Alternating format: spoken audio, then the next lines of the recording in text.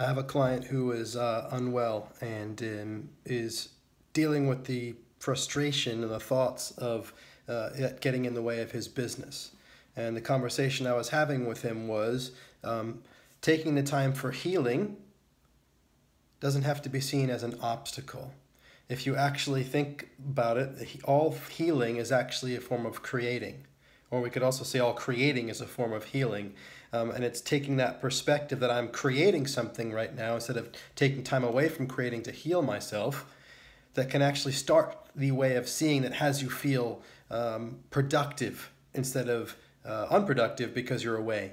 Just simple thought that I'm away from my work and I'm not doing something productive is the beginning. It's the exit from the highway of productivity into this parking lot, right? You don't want to go into the parking lot, and the way you don't do that is to think that way. And then I got sick. This is why my hair is kind of disheveled.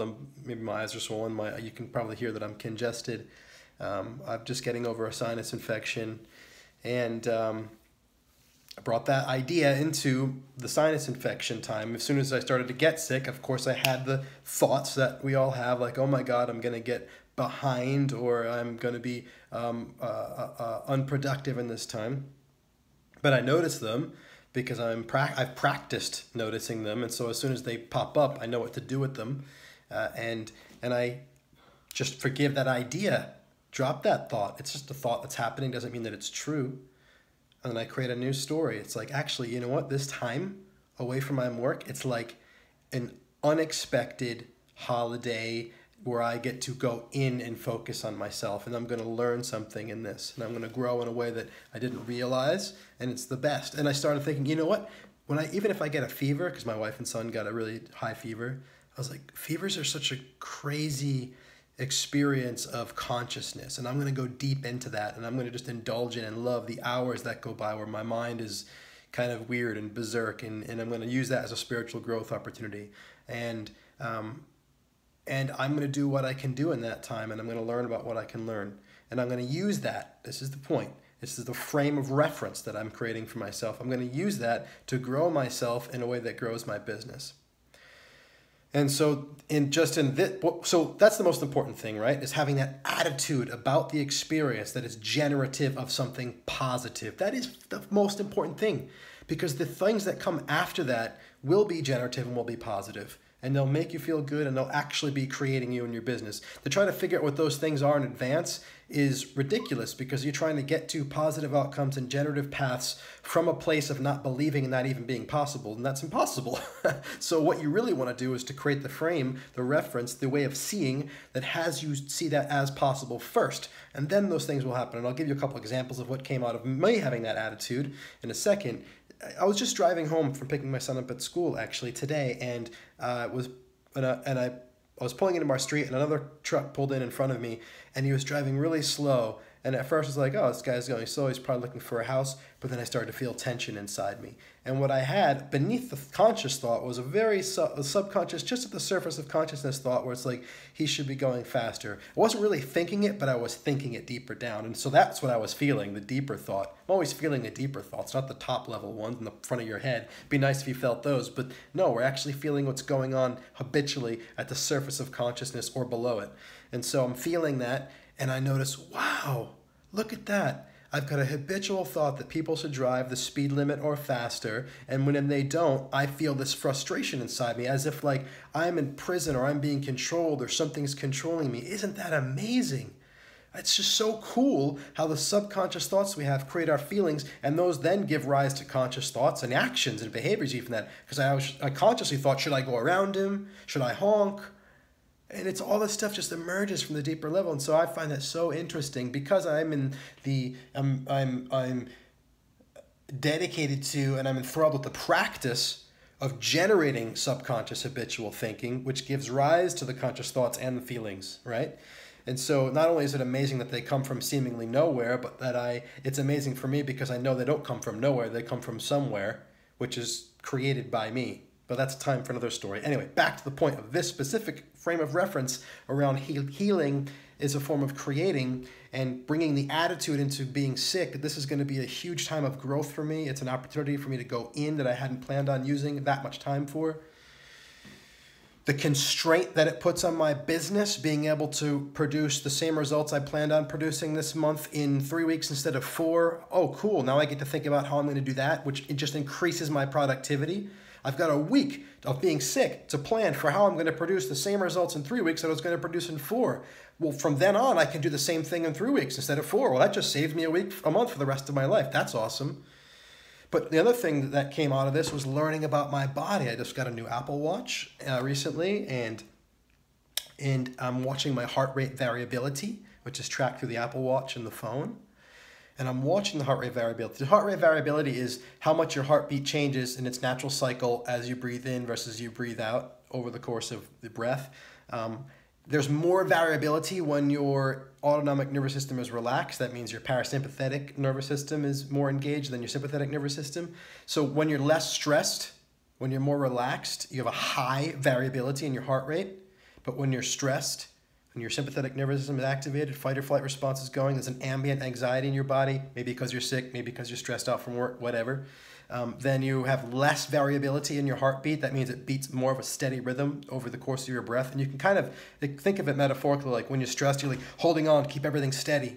But when you're relaxed, it's like, oh, we can dance. The heart rate can go up, it can go down. It's cool, we're chilled out. So that's what heart rate variability is all about. And it's a really interesting metric because you can look at it over time and you can see what your baseline is. And then you can see if there's stress in your body, then it's time for you to relax, and you can watch the trends in using an app and a heart rate monitor.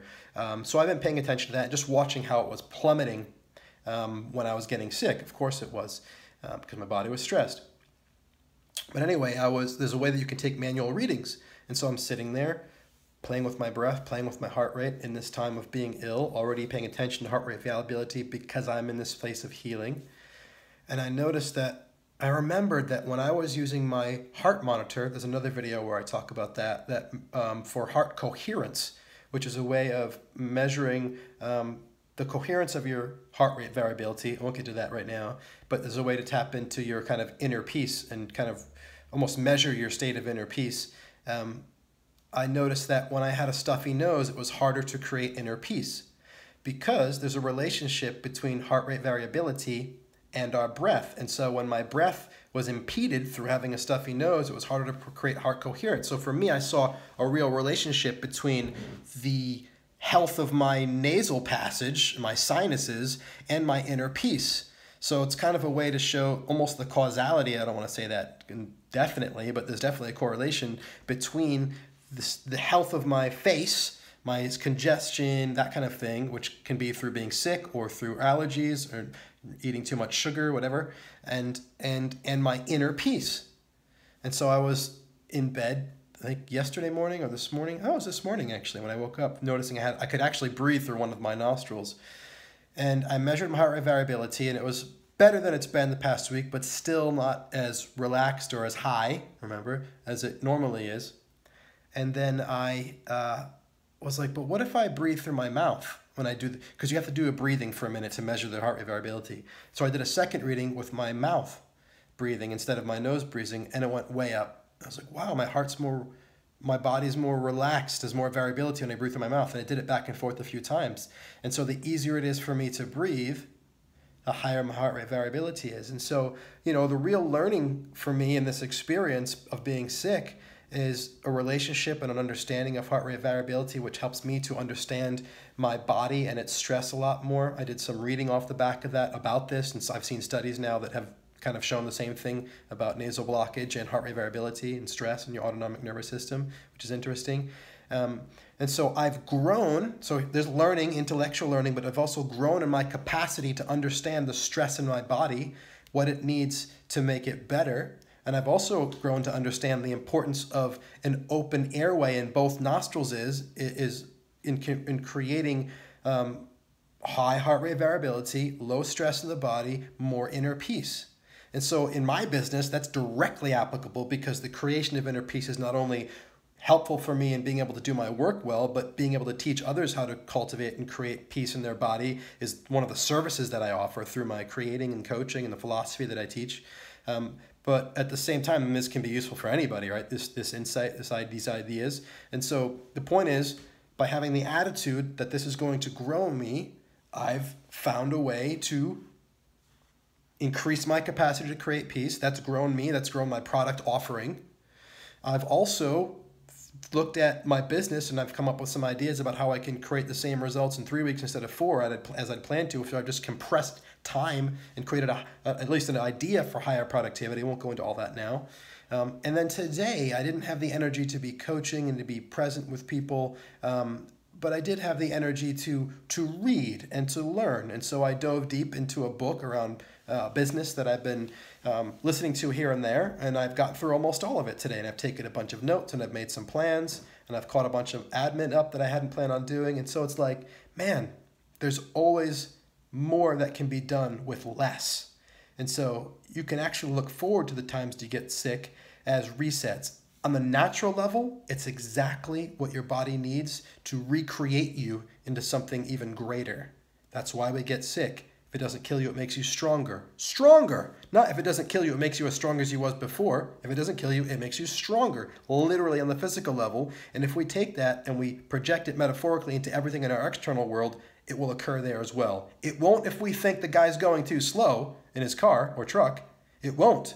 If we think this is an obstacle, it will become that. But if we think and see it as something beneficial that's going to advance us by growing us in all ways, inside and out, then it will as well. Thank you so much for listening. Today is the perfect day for you to create who you are. You are loved and you are powerful, and I am loving you simply for your being here. I will talk to you soon.